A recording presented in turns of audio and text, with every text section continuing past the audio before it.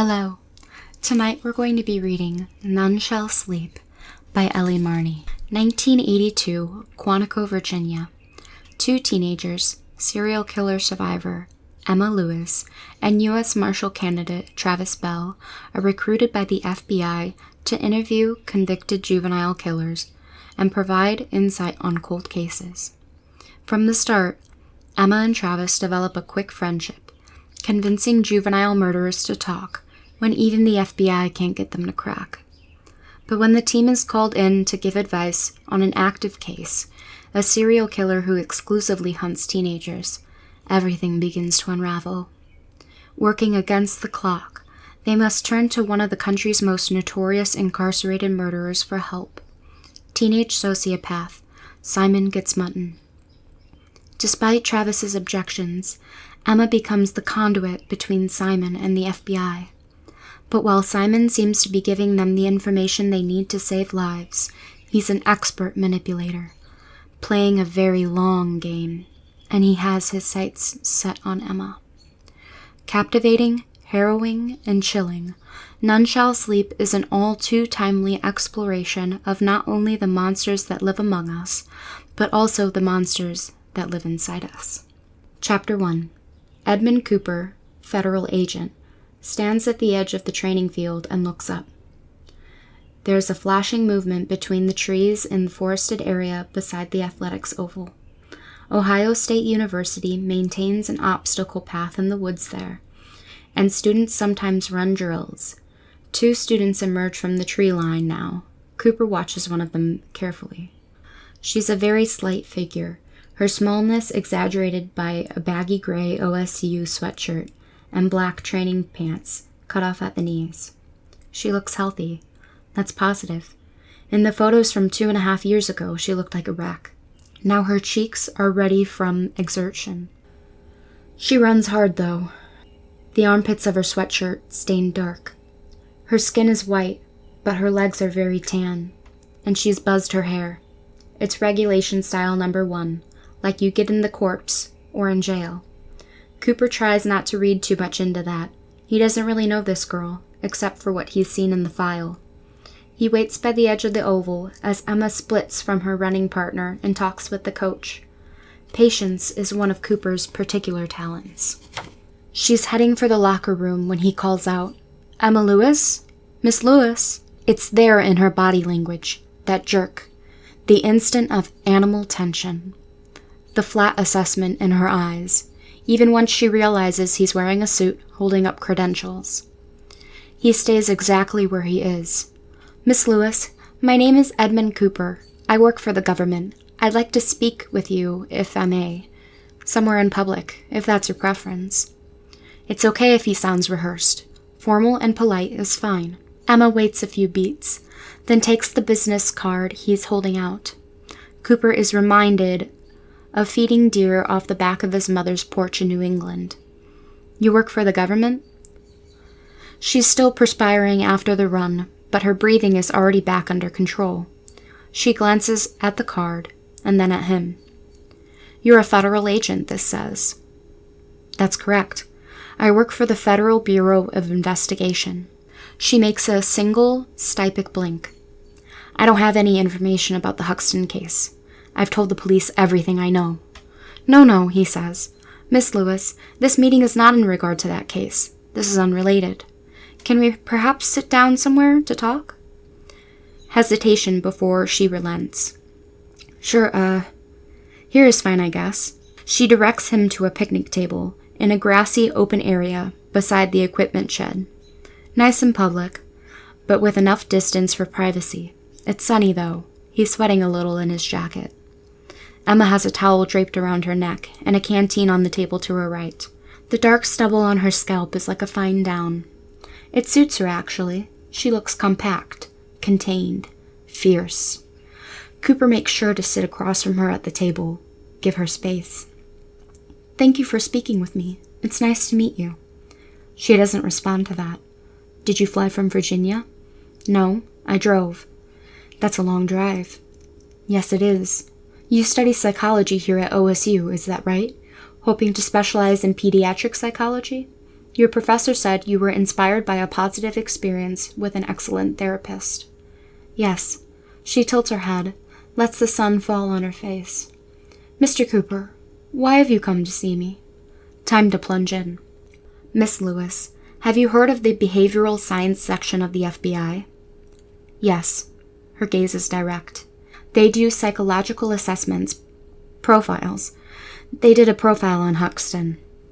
We help in cases like that, yes.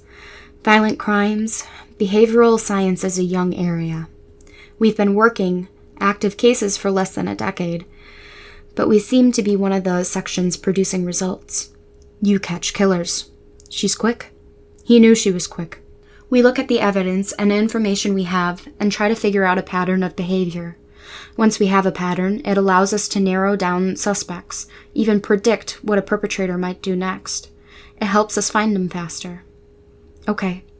He understands the change in her expression straight away. It's not 100% accurate, Miss Lewis. Nothing is. We just do our best. But our success rate is generally high. Not with Huxton. Huxton was a mess. Cooper buckles that shit down. It's not helpful here. The reason we're successful is because we do our homework. We go into jails and institutions and interview the perpetrators we incarcerate. It's a lot like a research project.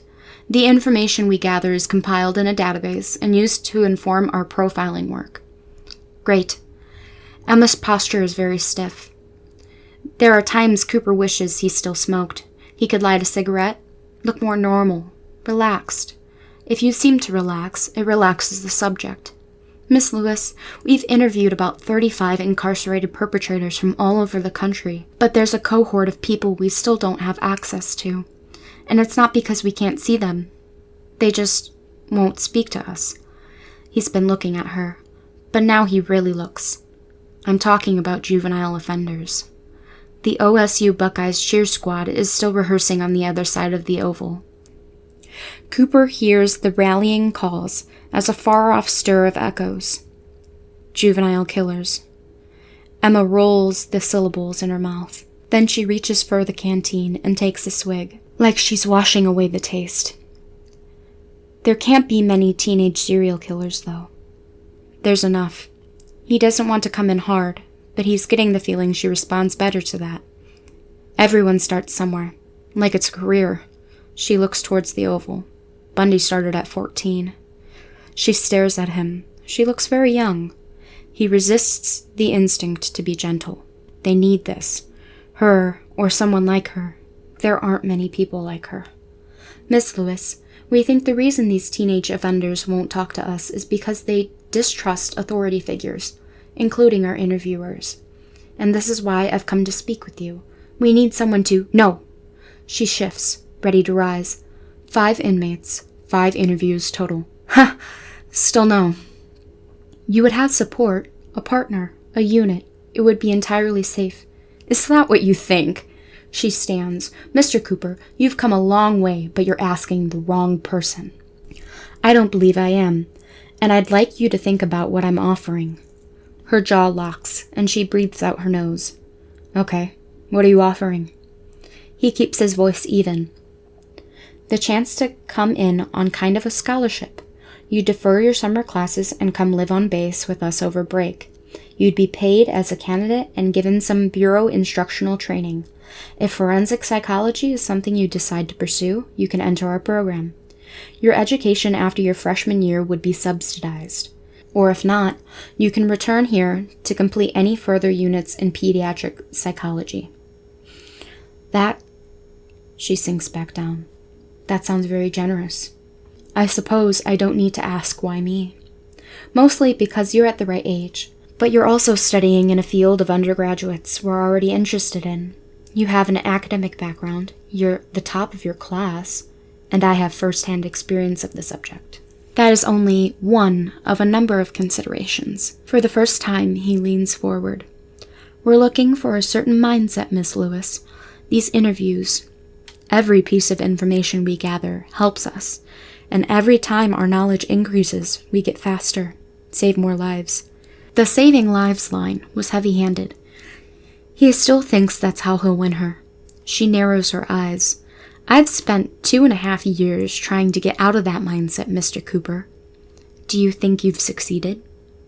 Her expression doesn't change, but he sees it again, a flare of animal panic in her face.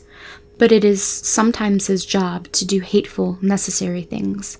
She looks away from him, looks around at the grass, at the trees and buildings. Then she gets to her feet, slowly this time, as if the conversation has aged her. Mr. Cooper, I appreciate what you're doing, but I don't think I can help you. I hope you have a safe drive home. You're driving home yourself, is that right? Back to Apple Creek? He rises to match her. Would you please think about what we've discussed over the weekend? I'll think about it. She retrieves her canteen. You have my card if you need to call. Thank you for your time. Goodbye, Mr. Cooper. He watches her walk away, dark head bobbing, sun glaring off the whites of her running shoes. They're good quality shoes.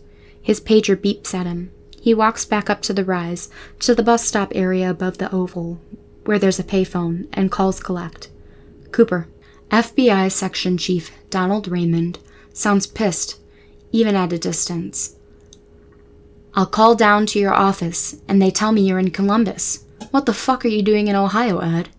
Cooper's habit is always to respond to Raymond with calm. Don, we talked about this. I thought you were kidding. You're not kidding? You seriously want to send an 18-year-old girl into maximum security prisons to interview serial murderers? She won't be going alone. Oh, right. Sure. She'll be going in with your other candidate. What's his name? Travis Bell? Who's... There's the sound of Raymond, flicking through file notes. Who's not even old enough to buy a beer. That's great, Ed. Don, we've tried sending agent interviewers in to see these prisoners. You could hear the crickets 3 states away. If we send in teenage interviewers, at least we'll have tried something different. And these aren't green kids, remember. They're veterans. This Lewis girl, Raymond says. She survived the Huxton thing, right? How many did Huxton do? 9? 9, Cooper confirms. So number 10 got lucky. Through the plexiglass of the phone booth, Cooper tracks Emma's retreating figure. It has nothing to do with luck. She didn't get rescued. She fought, escaped. Okay, so she's a soldier. Same as Travis Bell. He's Barton Bell's kid. From the Getsmutton case? Jesus. Yes. Cooper pauses, so they can both give the Getsmutton incident the moment of somber contemplation it deserves. Bell went into USMS training soon as they let him in. Takes after his dad, the instructors are saying. Good for him. Raymond pauses. This is going to be a tough gig, Ed. You really want to send these kids back into the nightmare? Raymond is not known in the Bureau for his insight. This is the first insightful thing he said since the conversation started, and Cooper runs with it. Speaks now with the terrible authority of battlefields served. After a thing like that, Don, I don't think the nightmare ever lets you go. You just get better at dealing with it. These two are dealing with it. Let's give him a chance to help. Raymond huffs. All right, then. You want to give it a try? You let it run. But listen to me, Ed. This is a one-time pass. They come in, they do the work, claim their per diem, go home. I found out they've overstepped, or I hear one single whisper, and I'll pull the plug so fast you'll hit your chin on the drain hole going down. Are we perfectly clear? Sir, yes, sir. Cooper finds himself slipping into his old Marine disciplines when something sticks in his craw. Now, any updates on Pennsylvania? Carter said there were 2 bodies this time. I'll give you a full report when I turn to base. All right, keep me in the loop. God damn it, these monsters just keep multiplying like the fucking Hydra. Did the Lewis girl even agree to come on board? She's getting back to me. Cooper can't be sure Lewis will accept, or that she'll be capable of doing what he needs her to do. She's just a kid. But he remembers the way she looked around at the university buildings and the training fields, like she was memorizing them. He thinks she'll bite. I get Belle, Raymond is saying. Belle makes sense, but I don't know about this girl. Cooper is aware that whatever he says right now, he has to believe it. Emma Lewis has experience with these type of offenders. She understands the way they think and behave. She's not fooled by them. She knows what they are. He thinks of Emma's dark-stained sweatshirt, her twitchy reactions, her bright, fierce eyes. We can't be sure until she settles in, but I think she'll do just fine.